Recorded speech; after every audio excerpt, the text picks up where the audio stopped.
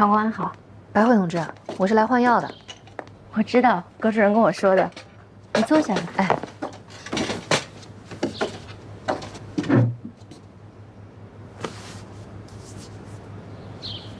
今天中午看你英文讲得很好，学过啊？会一点点。在哪儿学的？我小的时候在教会学校的时候学过。教会学校？那是很小的时候了。我爸出川打仗，我被人贩子拐卖，那个时候很小。后来逃出来之后，就到了教会的孤儿院，在那儿学了一点点。话说那还是解放前的事儿呢。没想到你还有这样的经历。那是一段吃不饱穿不暖，还经常担惊受怕的苦日子。对不起啊。是。张岩这个人可不简单，你觉得雪狼会是他的对手吗1米5啊，再完美的防御也会有纰漏。好，说得好。发电。针对中共的水滴工程，特启动磐石行动，由你全权负责。是。赋予雪狼在卢门的全权职责，整合卢门外勤力量，全力破坏水滴工程。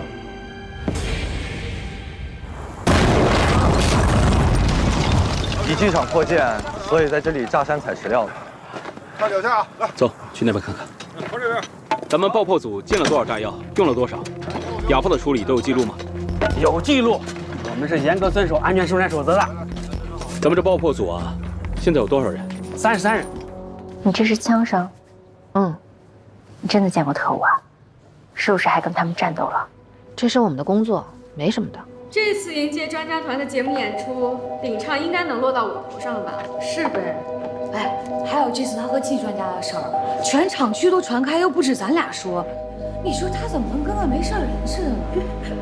他们这么说你，你就不着急啊？没什么可急的，无中生有呗。等一下。哎，你们俩亲眼看见了？啊？问你们话呢，亲眼看见了吗？没有。没看见，在这胡说八道，说的有鼻子有眼的，活太轻了是不是？把你们闲着了？团结，团结，用不用把这2个字刻你们脑门上啊？真是，赶紧工作去，快去，快去啊！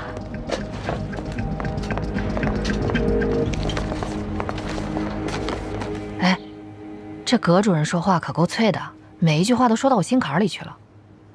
我先帮你包扎好。不是我跟你说，你听见没有啊？嗯，我知道了。彭公安，我能叫你姐吗？真的。行啊。谢谢你。哎，刚才他们说的什么领唱是什么意思啊？为了迎接专家组，厂里要准备一个誓师大会，有演出要选领唱。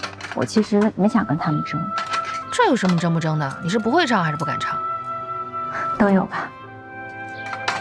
走。去哪儿？练嗓子去。哎，不耽误你工作吗？不耽误，走吧。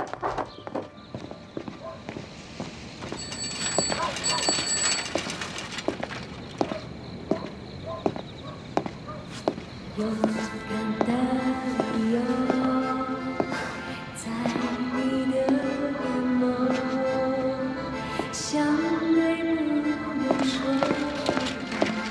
一样的感受。丁杰，去西门看看。是。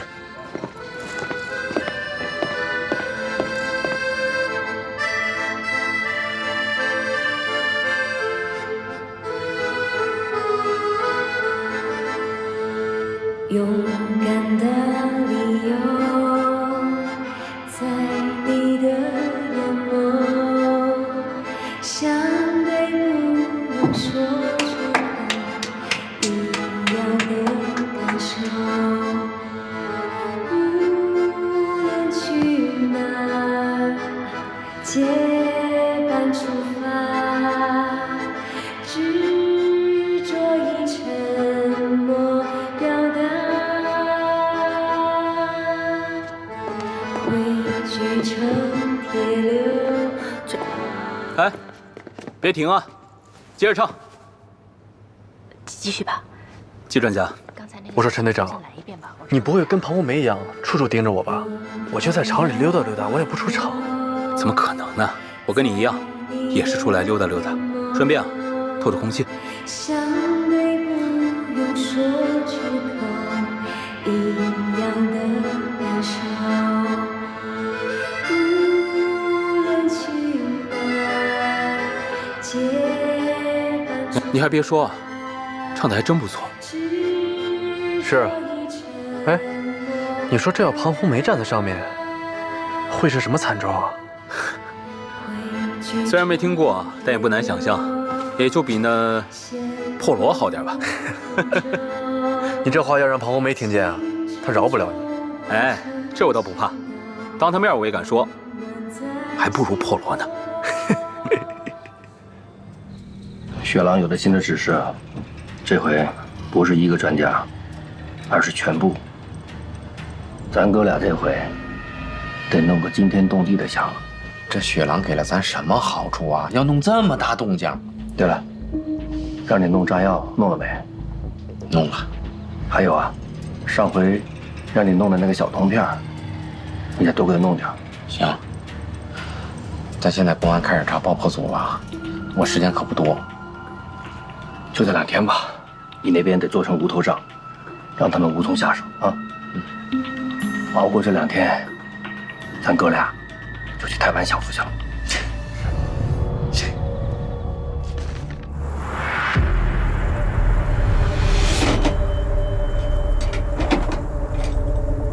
组长，现金好了。组长，保障区安全。老范，准好起爆。好。大家都注意了，听我口令啊！3、2、1，起爆！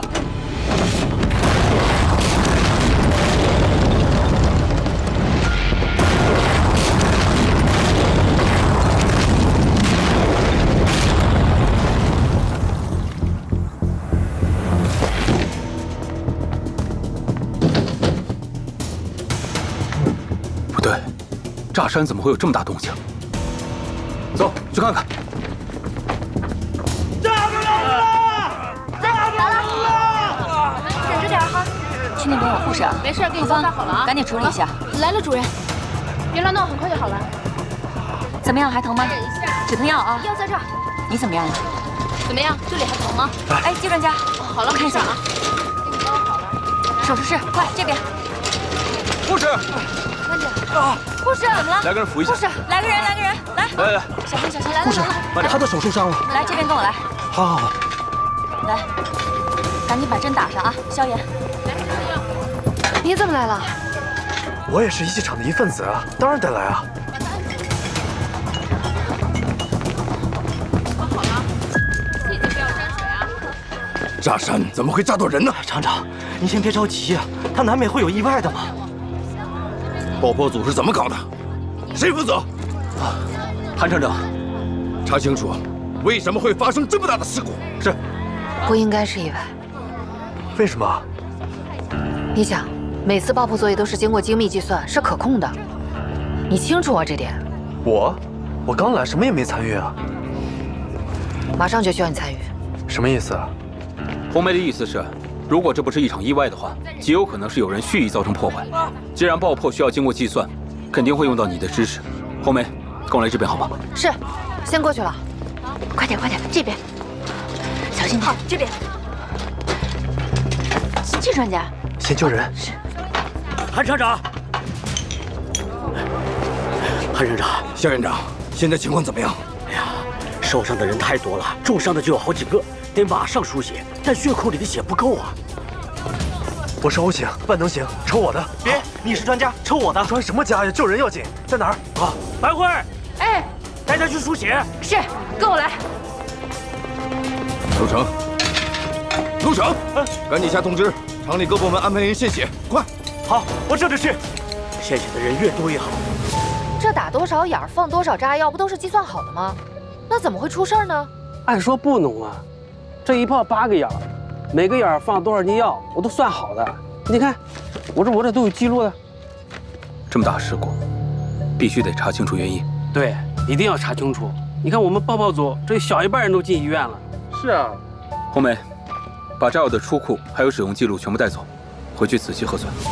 这就要完了，这才200啊！多抽点就能多救一个人。那你要抽多少呀400。那么多？那你身体吃得消吗？这400才相当于成年人血量的1/10， 48小时就恢复了。没事，抽。你懂得还挺厉害的。那我抽了。抽。季专家，高主任，你好。哎，白慧，怎么给季专家抽这么多呀？是我要求的。哎呦，不行，您是专家，这哪行啊？白慧，你心也太大了，你不能这么由着他呀。高主任，我年轻，400毫升没问题。但是您回去啊，得多补充营养，多休息，知道吗？哎，对了，高主任，外面情况怎么样？哎，1死13伤，这也太严重了。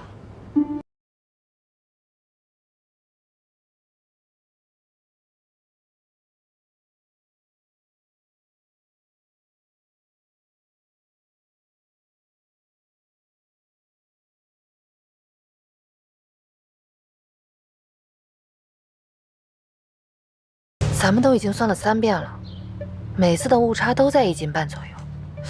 这1斤半的炸药，怎么可能会造成这么大的事故？有没有可能数据造假？那不能，这白纸黑字、签名按手印的，谁也不敢。陈队和光明不是去调档案了吗？也许他们会有线索。季专家，陆秘书，季专家，周主任，哎，在食堂没看见你，饭给你送来了，趁热吃。太客气了。季专家，献了那么多血，有没有觉得身体不舒服？就是，我给你检查一下。哎，不用，才400毫升而已，不用检查。我能写能算，不耽误。那也得检查一下。来，就是啊，韩厂长说了，要好好照顾专家。行，来，坐，来坐。包子，还真有点饿了。哎，没事，陆秘书，我来。啊，好，专家就是专家，这圈圈点点的，我们也看不懂啊。季专家，您的这个血压呀还是有点低，一定要注意休息。好，身体才是革命的本钱。得好好吃饭，好好睡觉。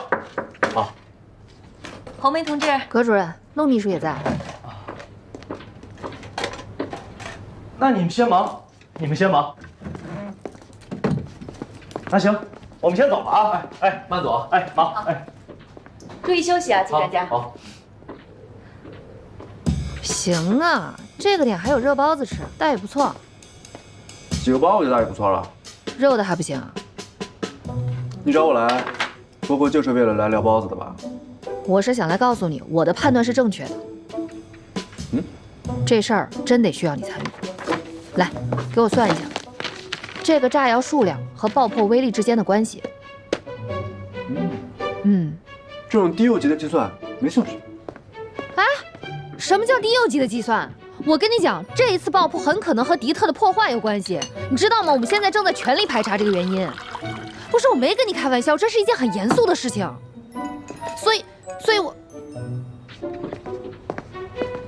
所以我们现在就是在研究这个炸药数量和这起事故的关系。你就说一句，你帮不帮吧？要我帮你也行，但你也得帮我一个忙。什么忙？我算出来之后，请你跟我保持一定的距离。比如，别比如了，你直接说个数。这样，出场你跟我保持20米，在场内我麻烦你给我一点私人空间。其实我知道你整天跟着我你也烦。你放心，不管我去哪儿，一定提前跟你汇报。行。明天去现场，我要做现场实验。季专家，炮眼打好了，还有你们平时的操作，该放多少炸药还放多少炸药。明白。季大阳，这都这么半天了，什么都没有，到底在干嘛呀？张局长不是说过吗？啊，要透过现象看本质。是啊，透过现象看本质，可这本质是什么，你也得给我们交个底，让我们学习学习。我想测算单位质量的炸药对这种岩石产生的爆破力是多少，想要得到数据，炸。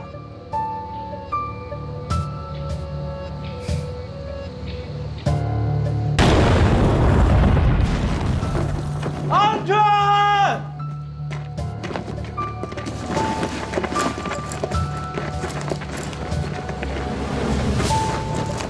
季专家，你们怎么来了？陈队长怎么把季专家叫来了？这要爆破太危险了。季专家，你还是赶紧回厂吧。陆秘书，这炸药的威力呢，我们还是知道的，放心吧，不会有事的。这可不是闹着玩的，这万一出了危险，我可担不了这责任啊。陆秘书，我得通过计算才能知道事故的真相。我们请季专家来，也是为了调查爆破事故的线索。为了破案，那别嫌我唠叨啊，一定保护好专家的安全。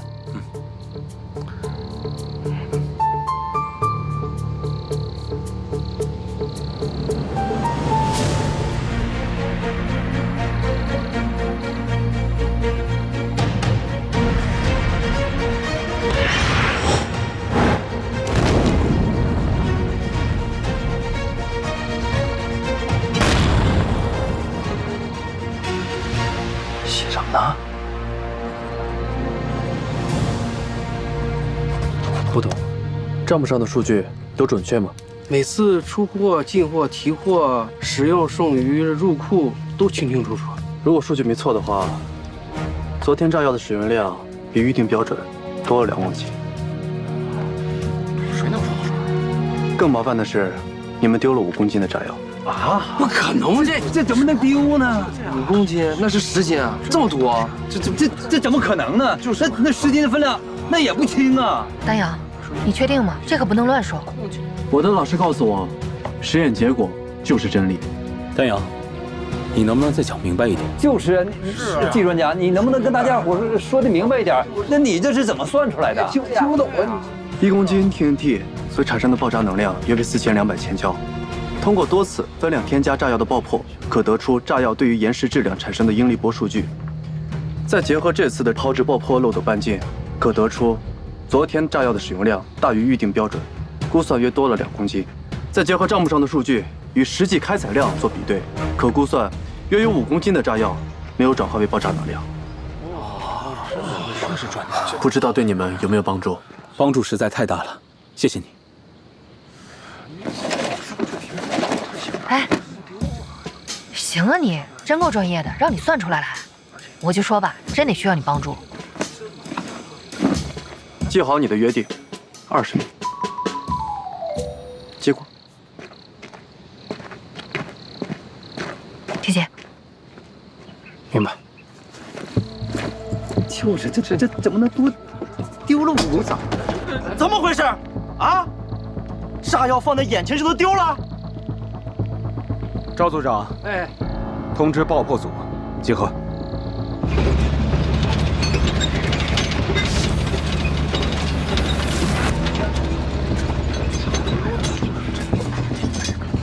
队长，这份名单已经核实过了，只有3个人没有来。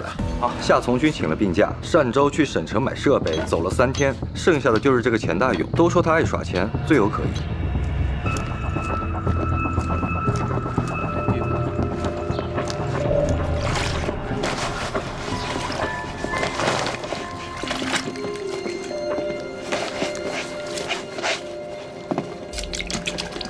书记，书记，同志，看见钱大勇了吗？钱大勇？对，完全没看见，估计他就是打牌去了。公安同志，这还调查呢，太辛苦了吧这？鞋刷的挺干净。啊，这还行吧，这得感谢领导，你知道吧？这是怕我们砸伤脚，给爆破组每个人一人发了1双，这不得爱惜点？皮的。看见钱大勇了吗？没有。这个人呐，但凡有点时间就得去耍2把。哎，这你看，就这衣服啊，过了遍水就挂起来了，他没时间。哎，对了，知道他去哪儿了吗？不知道，神出鬼没的。好，你先去忙吧。好嘞，好嘞，好嘞。哎，辛苦辛苦啊！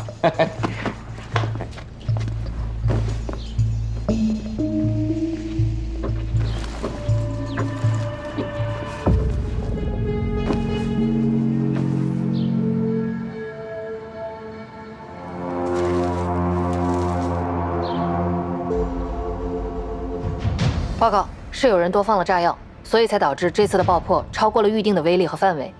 而且更严重的是，根据季专家的计算，爆破组丢失了5公斤的炸药。寻常小偷不会偷这么多炸药，这个偷炸药的人一定是有其他目的。大家都知道5公斤炸药的威力，有没有目标？现在爆破组的钱大勇很可疑，事故发生的时候他在现场，事故发生之后已经不知所踪。而且档案显示，这个钱大勇今年34岁，卢门本地人，去年入的厂，亲属只有1位姐姐，远嫁到了合川。这个钱大勇和张阿水他们之间有什么关联呢？目前还不确定。楚公带领团队，马上就要抵达卢门了，立刻通知铁路系统，楚公他们就改专列来吧。时间呢，推迟8小时。还有，铁路沿线一定要严格排查。明白。还有你们俩立刻去追捕钱大勇，一定要找到5公斤炸药的下落。是。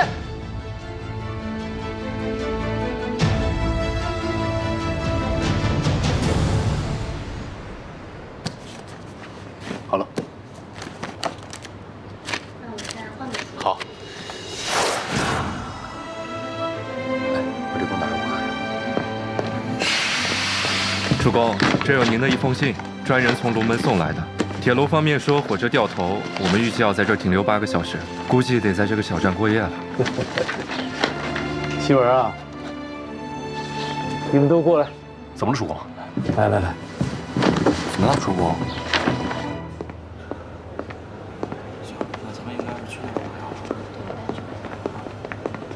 哎，季专家，你这刚输完血，怎么能乱跑呢？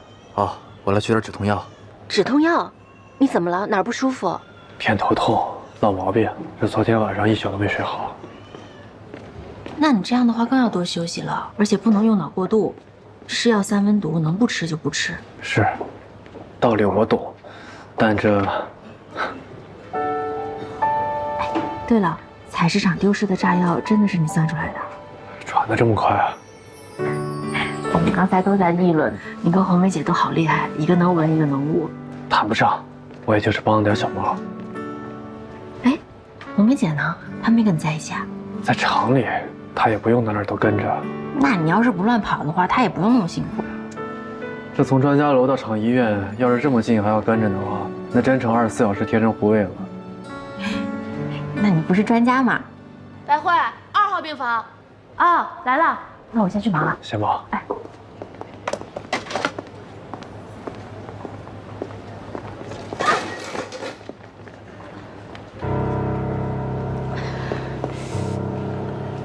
白慧，白慧，小心！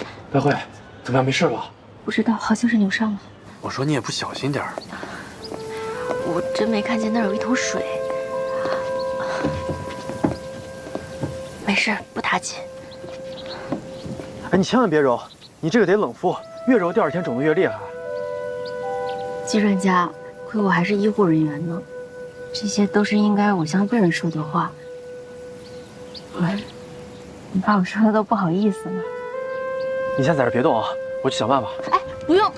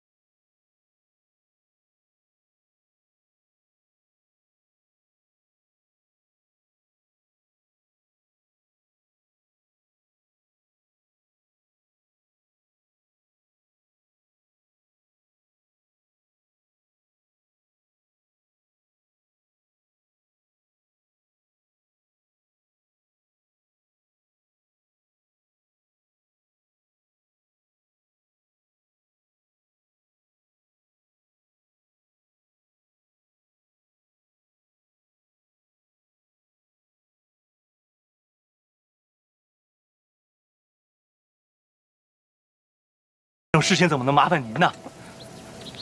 白慧，要不带你回去吧，正好我要找葛主任反映一些情况。哦，好啊，那我就不耽误你们工作了，你们聊吧。哦，走吧。哎，慢点啊。嗯，谢谢你，季专家。扶稳点啊。哎，好嘞，放心。小慧，啊，你脚还没好，不赶快吃饭干什么呢？我有一个朋友受伤了，但是我怕他留疤。哎，我记得你之前有过治这类的药。哦，你说的是这个女公安吧？哎，你怎么知道？看我怎么知道？上次来这不包着纱布呢吗？药在了这个药柜最底层，倒数第2个抽屉。啊，知道了。嗯。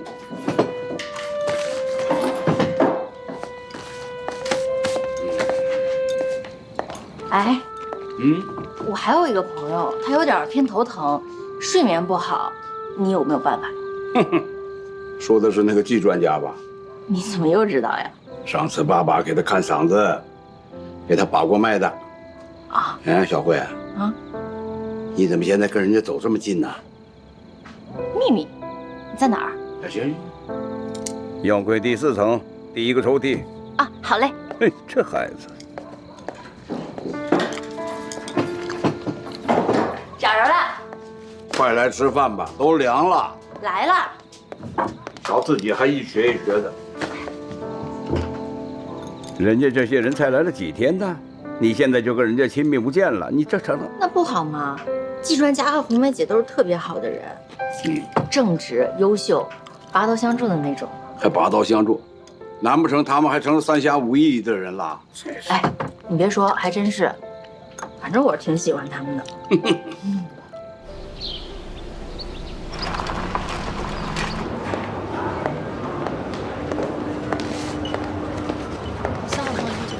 哎，白慧，怎么又把药拿回来了？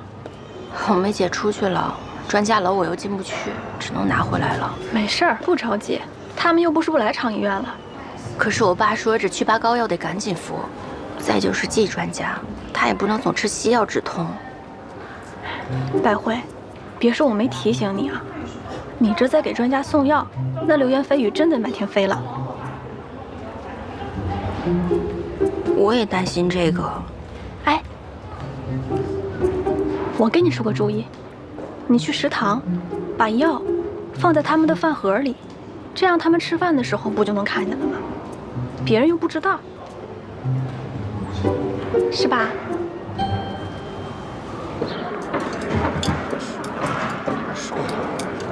他来了，小点声。难得一上午不见你，吃饭的时候又出现了。我是饭桶啊，出任务去。嗯？怎么了？里边有东西。别动。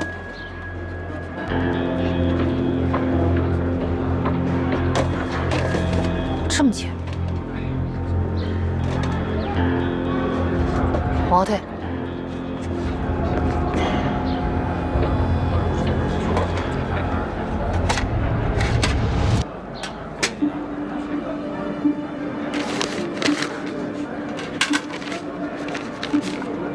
中药。药包加凉水浸泡1小时，煎药时每剂应煎3次。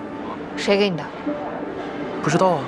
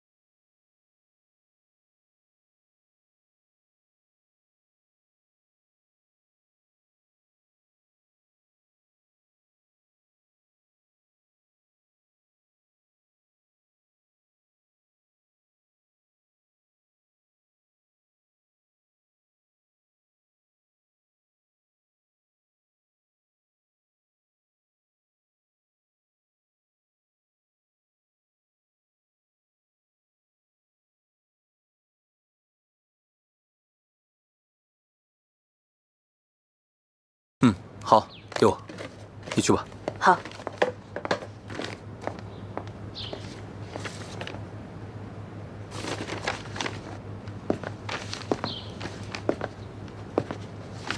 那，你看看，化验结果出来了，的确是安神补脑的中药。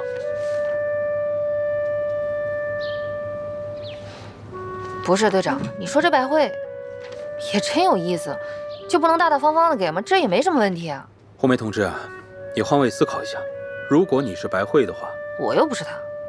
我是说如果你是白慧，以现在的处境，你还能大大方方的给季专家送药吗？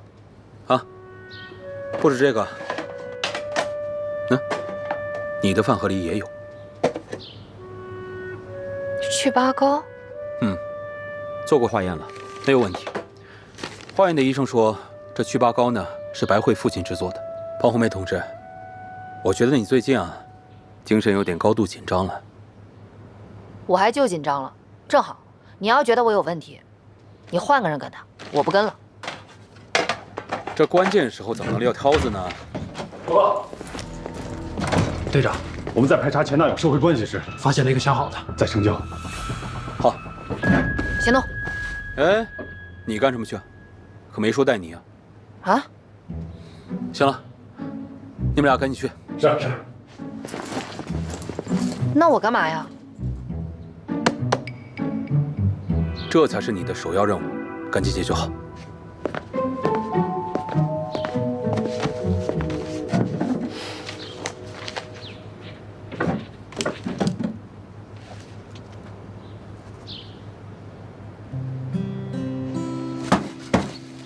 家里有人吗？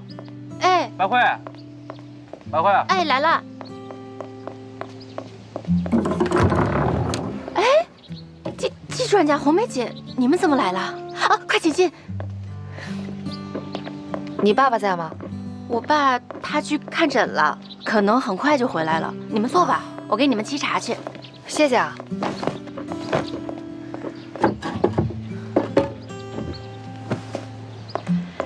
也不知道你们来，家里乱，别介意。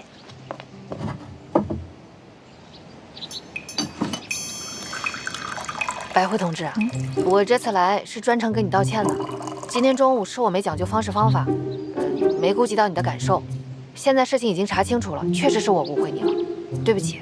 不是红梅姐，你别这么说，是我做事的方式方法不对，不合理，我应该直接给你们。我队长已经严肃地批评我了，这件事情应该换位思考，毕竟你也是用心良苦。不是的，红梅姐，我其实才应该换位思考。如果真的有人把药给换了，那就好心办坏事了。是我想的太简单了。哟，来客人了。爸。叔叔。我是特意来感谢您治好我的嗓子的。不是什么疑难杂症，举手之劳啊！不要客气，坐。小慧，好好接待你们同事啊。哦。我爸可能是太累了。你爸爸之前抗日的时候是做什么呀？哎呀，还能干什么呀？叔叔过去呀，就是在川军呢，东奔的西跑的，去打仗的，要不怎么跟小慧的爸爸认识了呢？那您出川打仗之后就一直在卢门吗？哎呀，再早呢，在重庆。日本人呢轰炸重庆，整条街呀都炸没了。我能活下来呀，这就是万幸了，算是老天的眷顾吧。哦，对了，上次还忘了问您了，你这小同志，我们该怎么称呼你？啊，白大夫，我姓庞，叫庞红梅。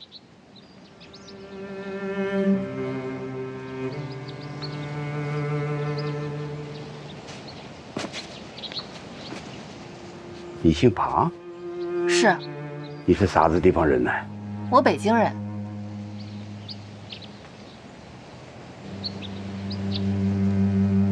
哎呦，北京和咱们卢门，这可就远了。你到这儿来工作，不想家呀？我毕业之后跟着老师走南闯北，好久没回家了。哎呦，不容易。快坐。哎，红梅姐，你家人都是做什么的呀？啊，我父亲牺牲了。啊？我怎么没听你说过？也不用什么事都告诉你吧。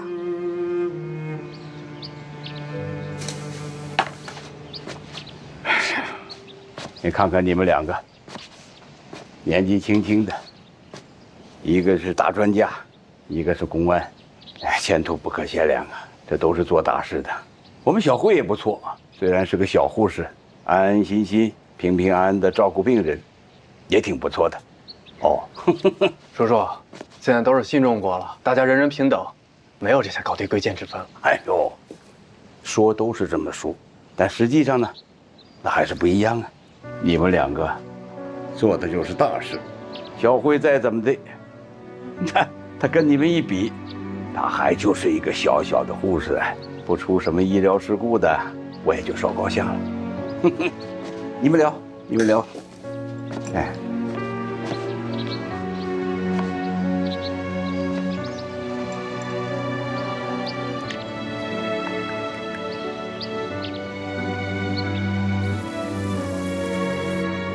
嗯，还不睡呀？还不困，我来。哎呀，你别叨了，我来吧。嗯，我来。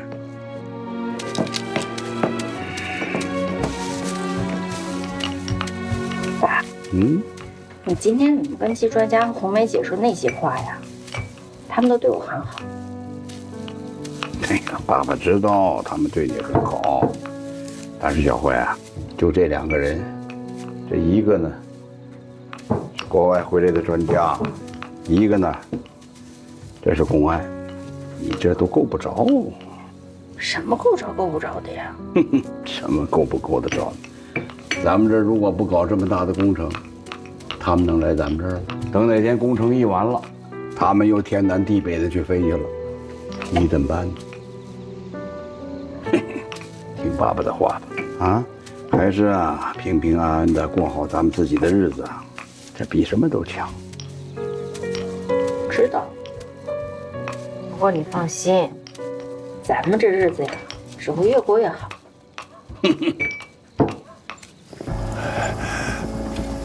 小志，确定是这儿是吧？是，没错，就是这儿。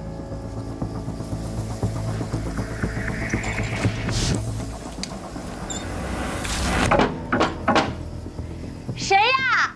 啊，贵师啊，我是村长，找你有点事儿啊，商量商量。都那么晚了，有啥事儿不能明天说吗？嗨，这事儿挺重要的。我还是和你当面说吧。好的，来了。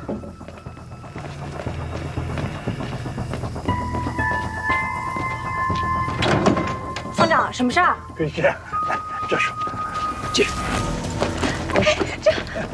公安办案，请你配合。没事。看清楚点，这个人你认识吗？我告诉你啊，包庇、窝藏犯人等于犯罪。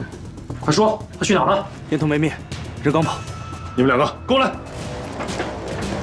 快点说，人去哪儿了？我不知道，刚才那个王海上门，他就跑了。这个杀千刀的欠了王海一屁股债，王海就是盯着他不放。王海，这是雪狼的计划，请你过目。哦，很好，雪狼，不愧是你最得力的手下。看来这次，我们是要给这个张岩泼盆冷水了。张局，我们与铁路沿线联合行动，铁路沿线没有发现异常情况。那这样吧，让楚公他们后天下午3点抵达卢门，不要有任何欢迎仪式，直接护送到灵务所。是。东升，到。仔细排查厂里的每一处隐患。是。还有，钱大勇那条线查得怎么样？我们突审了他的相好，基本上可以断定，此人虽然关系复杂，但不像是特务。他可是丢失炸药的关键人物啊！一定要尽快找到他。是。咱们这爆破组什么时候才能复工啊？这得陈队长定。李科长，陆秘书。啊，哎，红梅，你没事了？啊，哎，我看大家都不在啊。这不都执行任务去了吗？爆破组的档案再给我过一遍。你都过3遍了，那就要扩大范围，3遍哪够啊？我跟你讲，这里边每一个职工的，包括亲属啊，他的亲朋好友这些情况都得掌握。哎呀，那这样的话工作量可就大了呀。哎，你今天不忙啊？哎呀！你不说我都忘了，这个文件还没去送呢。哦，对了，那个事儿等陈院长回来再说啊。陆秘书慢走。哎，这陆秘书是哪年进厂的？陆秘书是4年前进的厂，根红苗正，大学毕业，是我们厂第1批干子。他的父亲是烈士，和韩厂长解放前有过过命的交情，一起参加过渡江战役。怎么，你连他也要查？我去问问。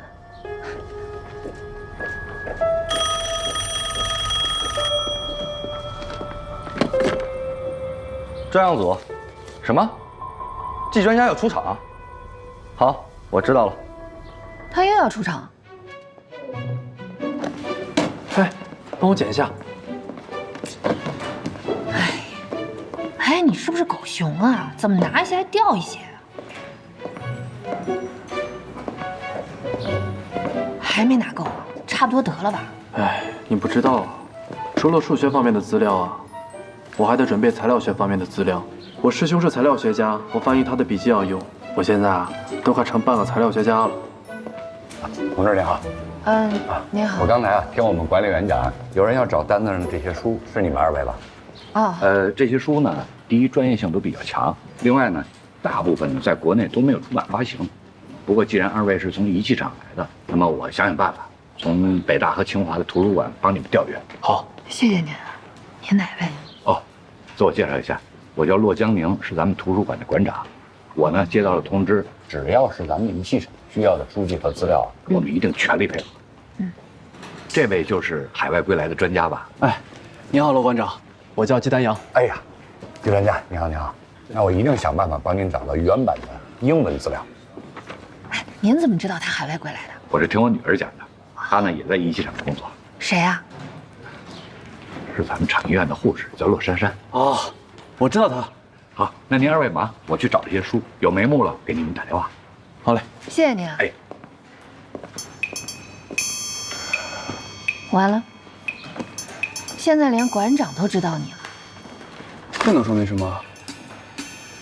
说明你现在很危险。站住！站住！站住！别跑！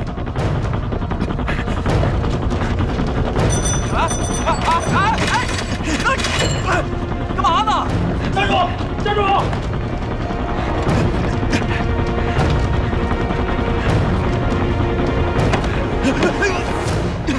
老实点。叫什么名字？王海。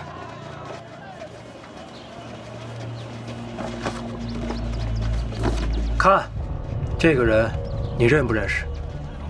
我不认识。坦白从宽，抗拒从严的道理，我想不用我多说了吧？是，我坦白，我都说。他那个钱大勇，他知道自己闯了大祸，他就跟我说要把钱都还我，还额外给我一根金条。去哪儿能找到钱大勇？说。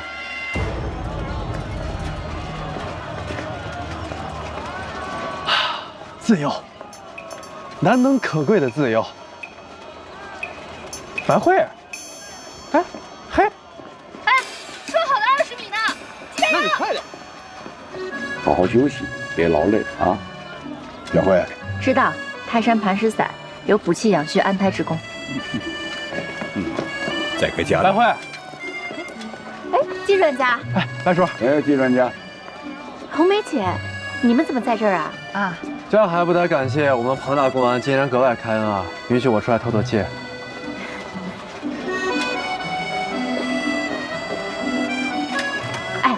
既然好不容易出来，那我带你们看看龙门最有特色的地方吧。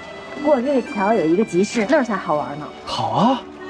哎，你爸，我带他们去转转行吗？哎，你说好的，帮爸爸忙。你怎么走了？爸，你别得寸进尺，我再说一遍。我转一会儿就回来。好吧，就你好客。你先帮我开方子啊。行，快点回来。哎，走啊。那我丑话得说在前头，遇到特殊情况，20米约定失效，你必须要在我身边，你懂吧？红梅姐，你放心，我也帮你看着季专家，绝对不让他逃出我们的视线范围。行，给白慧个面子。走吧。走，走，老叔。啊，好。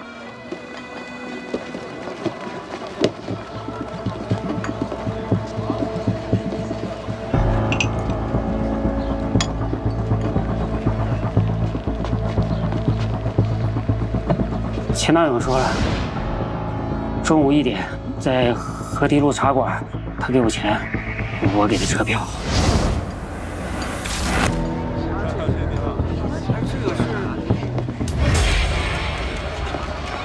啊，你还看这个？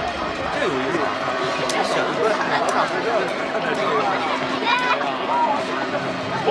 哎，鸡蛋羊，慢点儿。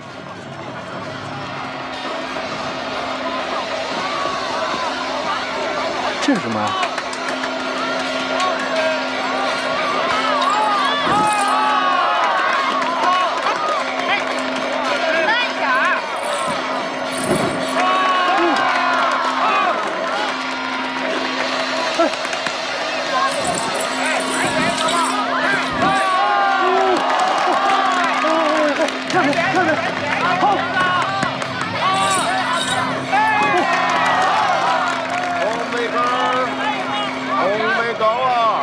看哈嘛，又好吃又好看。红姐，那有卖糖糕的，你要吗？我给你买点。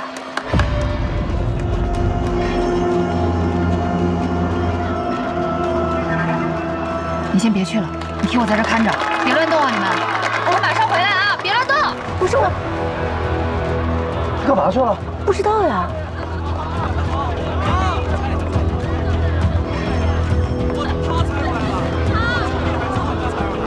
队长，红梅怎么在这儿？坏了，提前行动。是。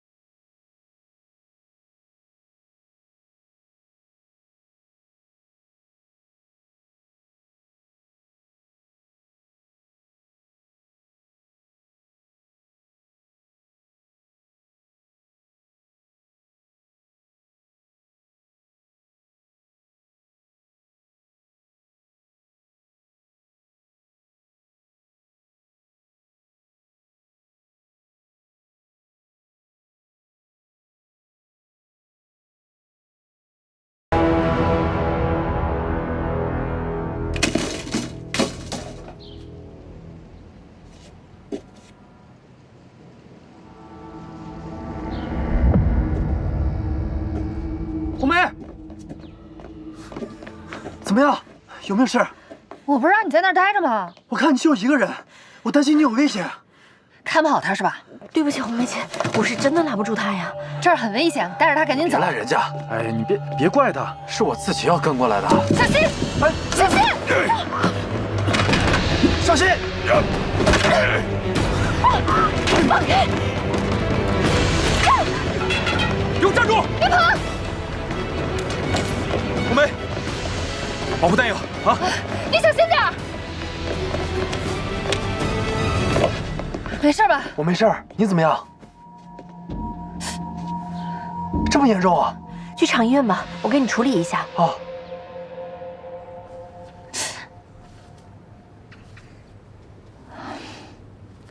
你说你怎么就连他都没看住？对不起啊，红梅姐，怪我没拦住他。你那是没拦住还是不想拦啊？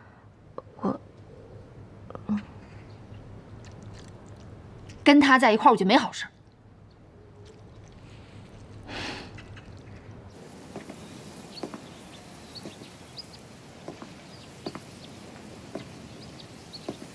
季丹阳，哎，红梅，你没事吧？你有什么事儿啊？怎么说你的手也是因为我挨了一下，谢谢啊。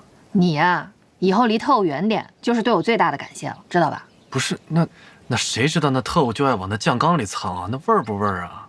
那没有斗争经验就不要老往上凑，是不是？你看看你这花拳绣腿的样儿，那特务他不打你打谁啊？先保护好自己，再来关心别人，记住没？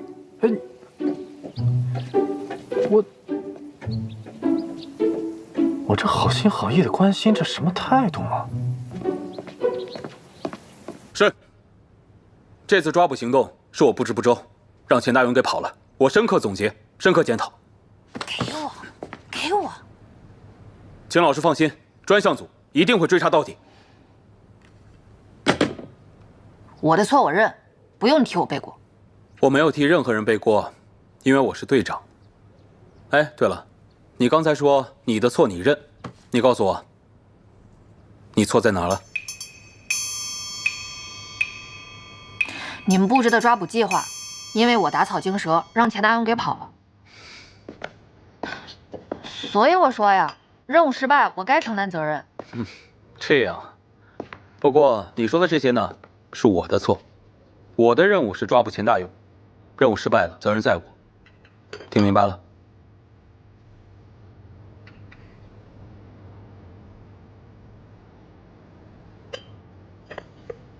那我的任务是保护季丹阳，把他抛下，是我的错。哎，对了，这个逻辑才说到重点上了。红梅啊，你有个很致命的问题，侦查员一定要明白自己的主要任务，千万不能冲动。那我看见钱大勇，我也不能不管呀。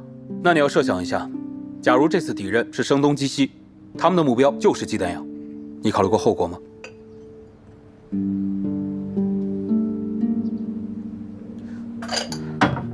报告队长，我明白了，我深刻检讨。好，咱们一起写检讨，写得越深刻越好。是。喂，三哥，公司抓我躲不了几天。如果待在卢门，迟早被他们发现。事我也办了，那个，你把钱给我，我得跑啊。跑？往哪儿跑啊？哎，之前不是说好了，炸药我帮你弄，你把钱给我。至于我去哪，你甭管。今晚我必须要走。卢门屁大点的地方待不住，这到处都是公安，你能去哪儿啊？看你的意思，想反悔？我告诉你，马三，我可是赌徒一个，弄炸药的事你才是主谋。我要是被抓了，你觉得你能跑得了？怎么？你是在要挟我？脱口的唾沫是个钉，事儿我办了，钱你必须给我。哎呀，钱大勇，这个篓子是咱哥俩捅的，你就是跑去哪儿也不踏实。除非啊，咱把它做成个无头案。无头？哎，你什么意思啊？哎呀，别着急嘛，来，坐。我跟你说呀，这个无头案的意思就是。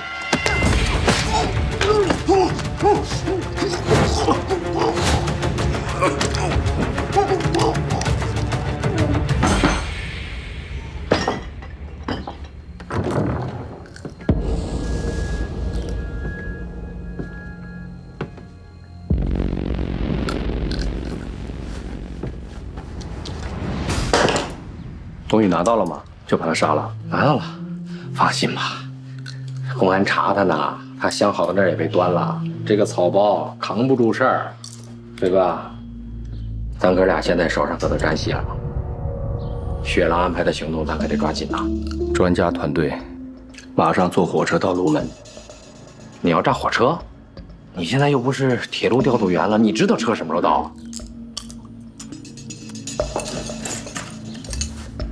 三儿，不管炸哪儿，咱俩这次都会震惊全国。雪狼说了，事成之后，50根小黄鱼，真的？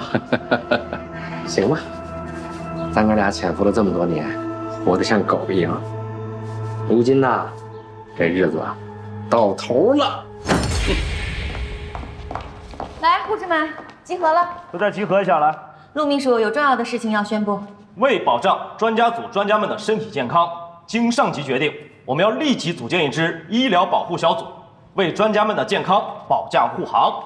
我报名，我报名。主任，我也要去。哎，这件事情不是说你们报名就能去的，要参加医保小组，那必须得是优秀的，各方面都出类拔萃的才行。经厂医院团委综合评估，已经有了护士的名单。下面我来宣布一下啊，李丹慧、杜芳、陈美璇、张玲。好了，就这些了，你们要好好干啊！陆秘书，名单里为什么没有白慧啊？名单都是我上报的，我很清楚。把白慧刷下来，是不是你干的？我干什么了？我都说这是上级的决定。不过我听说，是白慧父亲有问题，所以才会被刷下来。我只是听说啊。白慧父亲，他父亲只是一位中医，能有什么问题啊？专项组有规定，厂里所有职工亲属的档案都要调查。白慧父亲的档案有一些可疑、模糊，说不清。你说这种状况怎么可能让他进医保组啊？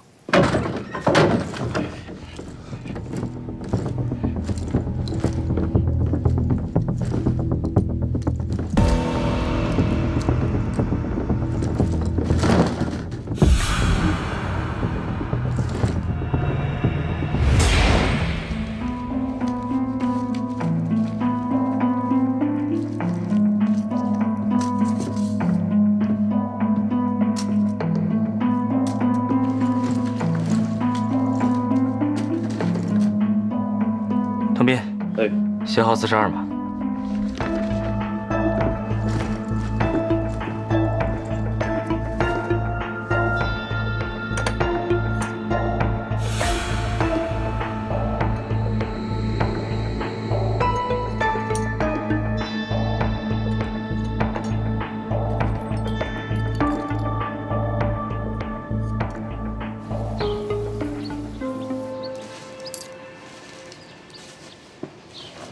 小慧，怎么打不起精神了？是不是因为没有加入他们那个医保小组啊？没，刚开始的时候是有点失望哦，但是后来我一想，这医保小组进不进呢，又能怎么样？对呀，无非就是可以随意进出专家楼的。只是，如果是因为政审的问题，担心。政审？你的政审有什么问题？不是我，是爸爸。看协议，凶手身高不矮，得有1.75米。死者钱大勇尸体上的致命伤是由右上斜着刺下。另外，现场还找到另外一个协议，但只有一半。也就是说，当时屋里加上钱大勇，一共3个人。周围的邻居都询问过了吗？有没有看见张阿水？问过了，不能确认。房主询问过了没有？房主1年前就去重庆做工了，这1年期间房子一直是空的呀，邻居们也不知道到底是什么时候进去的人。这个小铜片的形状很奇怪，我在想啊，与案件之间有什么联系？这个我问过爆破组长老赵了，他们用不到这东西。如果凶手是张阿水的话，他一个铁路调度员也用不上这东西吧？你们看，这2个铜片看起来相似，但其实薄厚不一，一定有专门的作用。我是担心，会不会与丢失的炸药有关？董明啊，你是学爆破的，说说你看法。一般来说，要增加破坏力的话，肯定用不到这东西。你要说跟炸药有什么关系，给我点时间，让我总结。啊，没事，那我们先走了啊。哎，葛主任，季专家，快下班了还这么忙啊？刚出诊回来。哦，季专家，白慧给您拿的药怎么样？管用吗？用了，挺管用的。哎呀，说起白慧啊，我真是挺替她可惜的。这么好的一个同志，竟然因为他父亲档案的原因，没有办法进入专家医保小组。你说这件事情有没有可能是有人从中作梗啊？白大夫怎么了？具体的情况我也不太清楚，不过这件事情真的是挺打击人的，白慧得多伤心啊。好，我们还有事，我们先走了。再见啊，薛专家。好。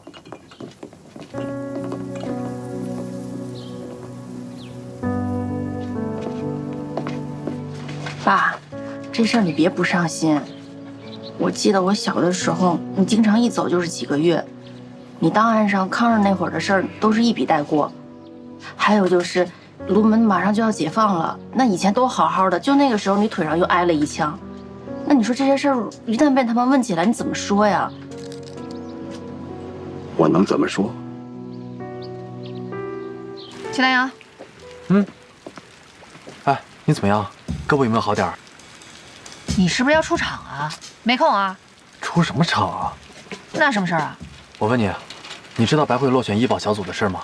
什么？我听说白慧落选医保小组是因为你怀疑人家父亲档案有问题，有没有这回事啊？我不知道这事儿啊。红梅，你说实话，之前你在人家对人父亲问东问西的，这事儿跟你有没有关系啊？不是，那我跟人父亲问东问西，也不代表我就觉得白慧有问题啊。谁告诉你的？我听说的。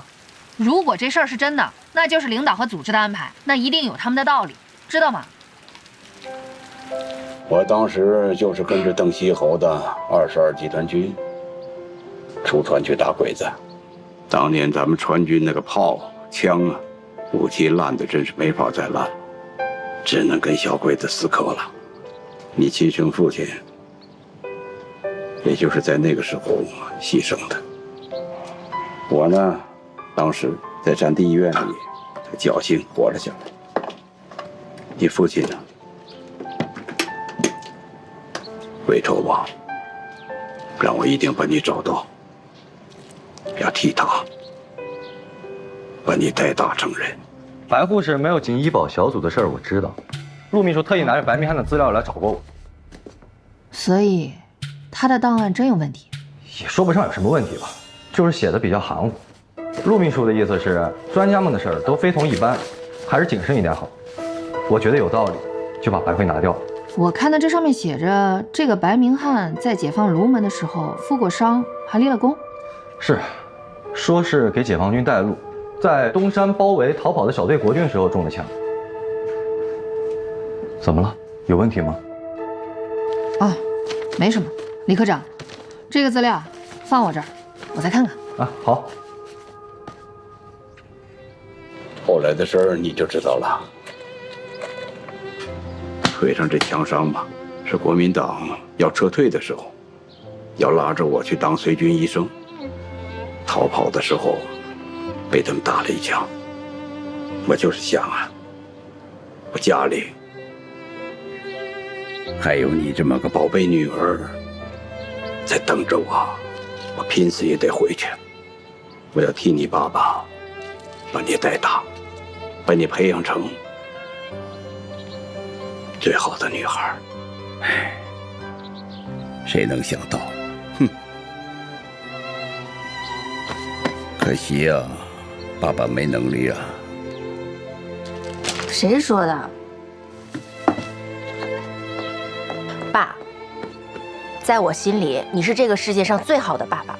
哎呀，你能这么说，我就很高兴了。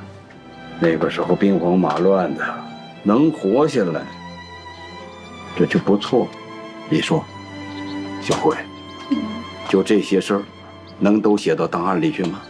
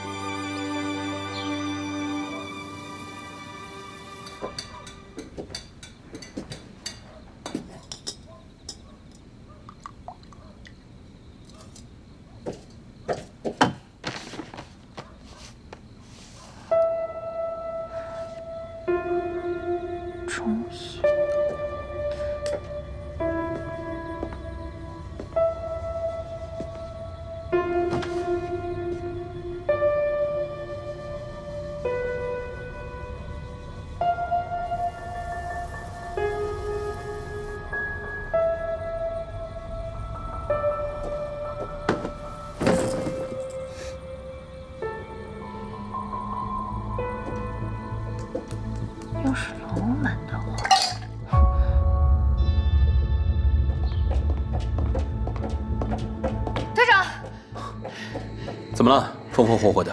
你看这个，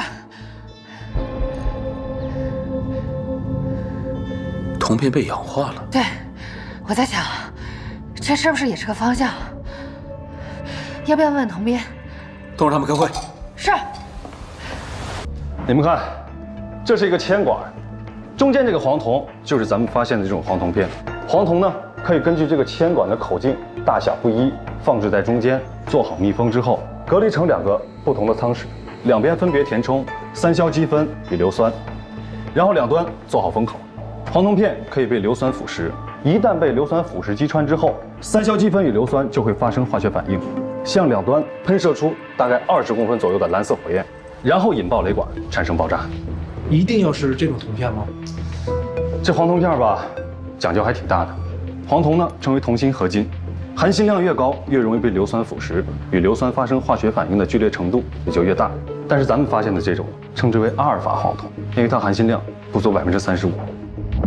5公斤炸药，门卫那关我都过不去，我怎么带进去啊？放心吧，庇护都安排好了。磐石行动，咱们得双保起来，最好咱俩都能活着出来。要是任务失败了，咱俩就得为党国尽忠。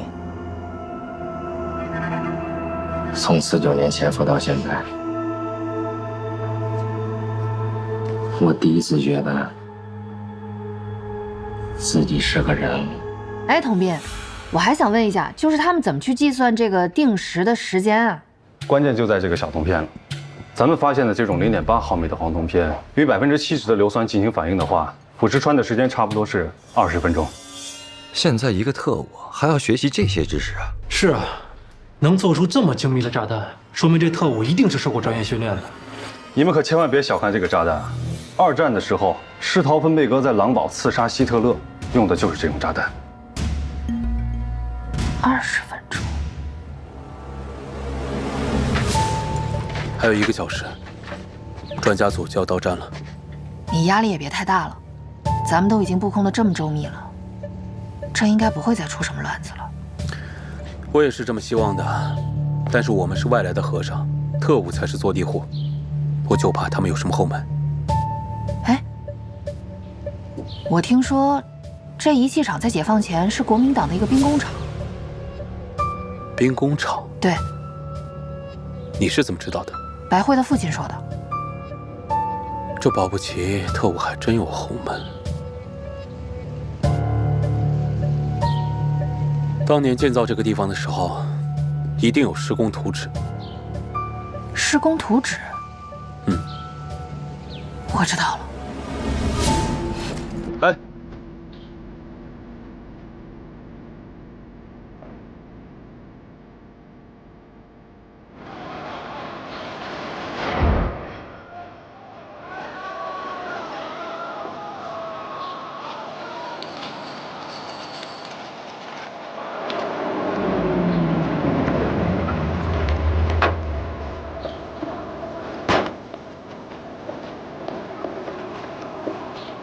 档案怎么在图书馆啊？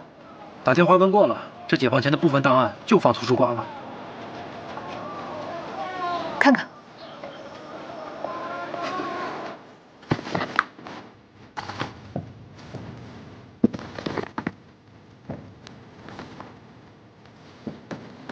找到了，红梅。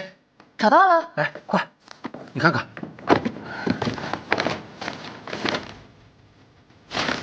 撕掉了一页。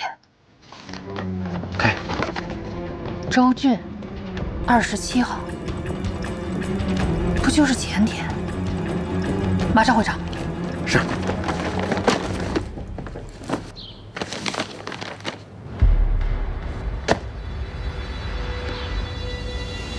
专家楼，少的这也是专家楼。是。郭明，有叫周俊的人吗？没有。专家到场后，先别安排宿舍，让他们去食堂休息。哦，是。丁坚、红梅，我们去专家楼，快！是。进专家。哎，陆秘书，专项组正在检查专枪楼，哎，你要不要回避一下？我？我有什么可回避的？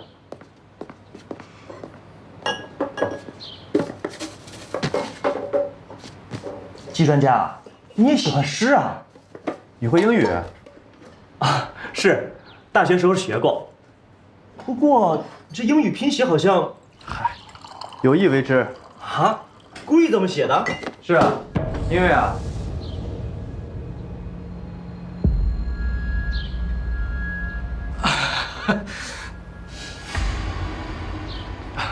不好意思。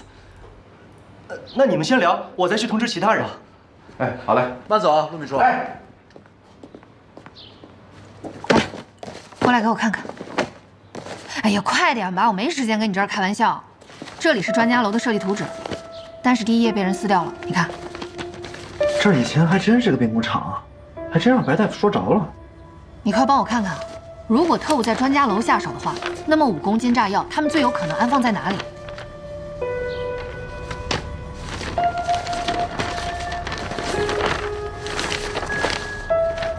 缺的这一页是顶层的设计图吧？顶楼？顶楼的破坏性有多大？不应该是楼下吗？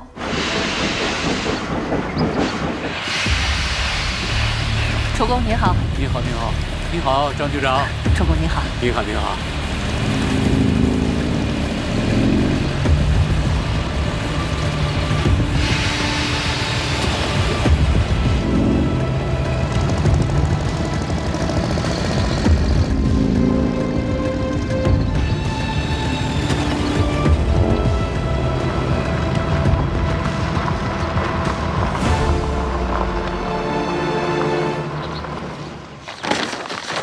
你帮我再仔细看看，如果是这层的话，最有可能放在哪个位置？怎么样，红梅？队长，来，你们来看看这一页，这是专家楼的地下管道平面图。季专家，这张图看着也太复杂了吧？稍等。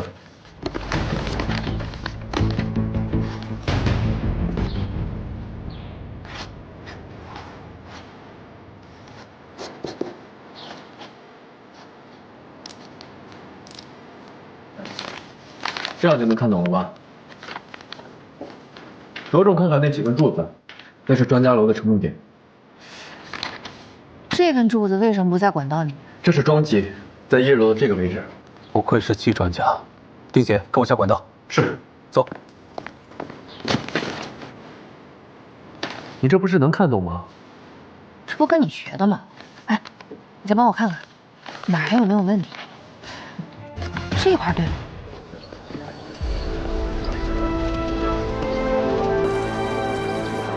各位专家，你们辛苦了啊！就先休息一下，一会儿我们就安排你们入住。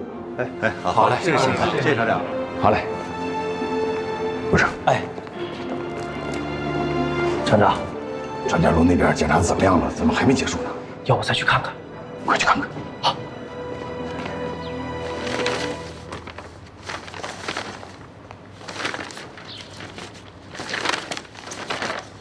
怎么样？有没有什么新发现？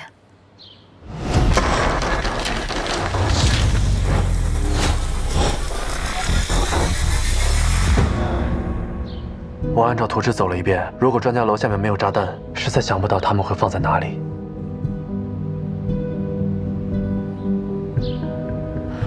礼堂，今晚誓师大会在礼堂。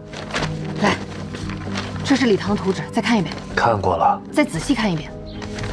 这里，这是什么？为什么通向礼堂？这就是一根热水管道，直径30公分，人进不去的。热水管道你怎么知道？因为这边连着锅炉房，的确没有问题。张老师说过，有的时候没有问题就是最大的问题。我的直觉这里面一定有问题。红梅同志，您断案靠直觉啊？直觉也是一种判断力。专家入住之前必须得立刻找到。这能在哪儿，队长？怎么样，有发现吗？没有。陈队长。啊，陆秘书。陆秘书，陈队长，怎么样了？专家组什么时候才能进入专家楼啊？他们已经在食堂等了半个小时了。专家楼安全，可以请专家入住了。太好了，那我现在去通知。楚叔叔。哎呦喂，季大阳，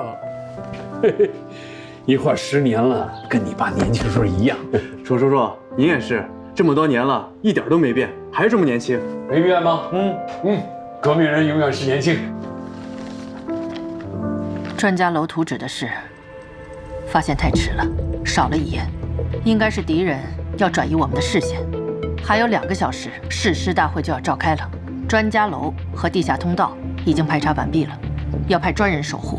还有，通知各个厂区门口，非本厂人员一律不得入内。是。敌人的重点目标既然是首长和专家们，是否可以让他们先不要参加誓师大会呢？楚工是国内的顶级专家，是水滴工程的定心丸。这个大会是很重要的，北京来的首长和专家是必须要参加的。还有，爆破组那边有没有新的线索？钱大勇死后，我们的线索断了。不能排除钱大勇有同伙。今天晚上把爆破组的人集中，一个都不能少。是。来，老范，招呼大家集合。好，集合了，集合了，集合。来，快点，快点。来，都站好了。来，立正。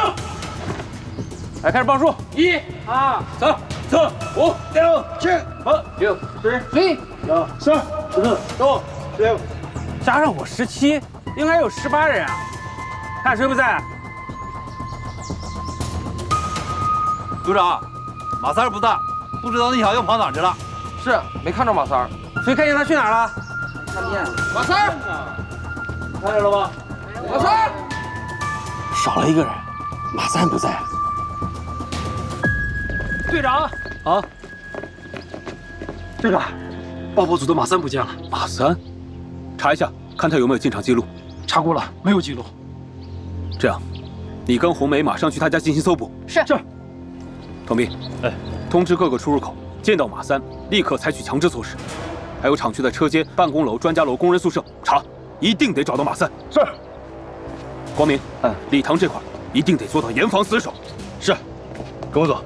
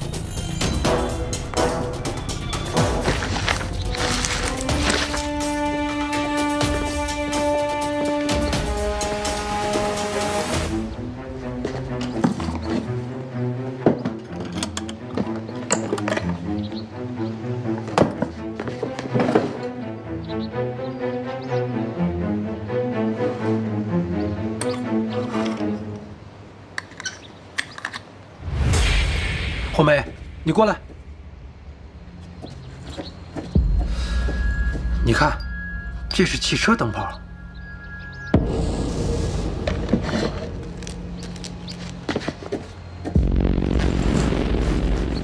汽车电瓶。我跟你们说啊，这次会议特别的重要，不能出任何纰漏，明白吗？明白，明白。你俩去上面检查一下。好，好。你俩去后台检查一下。好。喂。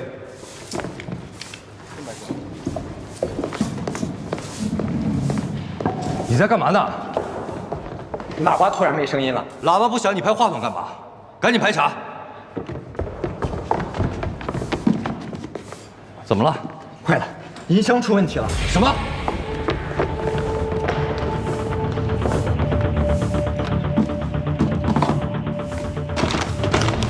怎么样？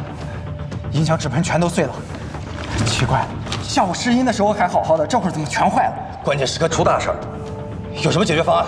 这么大功率的喇叭，只能去市剧团借了。他们离咱们厂最近了。那你还愣着干嘛？赶紧去借呀！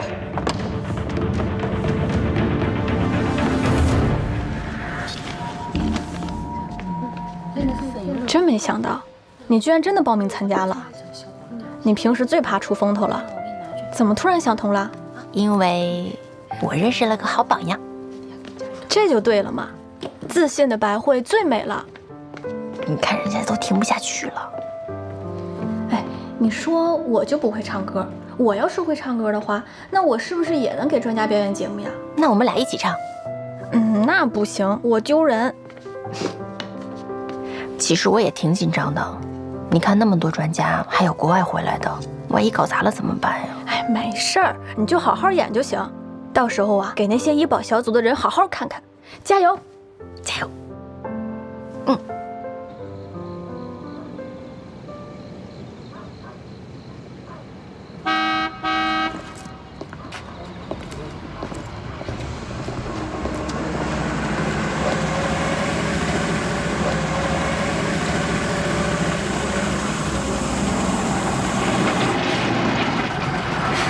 干什么的？同志，我来送音箱设备，你们厂礼堂缺着药呢。下车接受检查。哎。